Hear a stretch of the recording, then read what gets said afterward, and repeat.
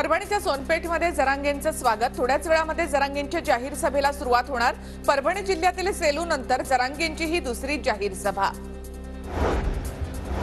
पुण्यातील सावित्रीबाई फुले विद्यापीठाचा मॅनेजमेंटचा पेपर फुटला। चौकशी करून संबंधितांवर कारवाई करण्याचं कुलगुरू डॉक्टर सुरेश गोसावी यांचं आश्वासन। शनी शिंगणापूरमधील देवस्थानचे 400 कर्मचारी 25 डिसेंबर पासून बेमुदत संपावर। कर्मचाऱ्यांच्या विविध मागण्यांबाबत देवस्थान अद्यापही निर्णय घेत नसल्यामुळे संप, भाविकांची तारांबळ उडण्याची शक्यता। पुण्यामध्ये आरोग्य मंत्री तानाजी सावंतांची राज्यातील सर्व आरोग्य अधिकाऱ्यांसोबत ऑनलाईन बैठक। कोरोना लस न घेतलेल्या नागरिकांची यादी, रुग्णालयातील बेडची व्यवस्था, औषधांचा साठा यासह इतर आरोग्य यंत्रणांचा आढावा।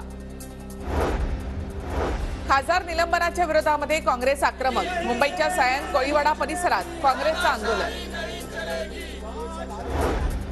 नाशिकच्या निफाड, येवला आणि दिंडोरी तालुक्यामधील 65 गावांचा दररोज 21 तास वीज पुरवठा बंद राहणार।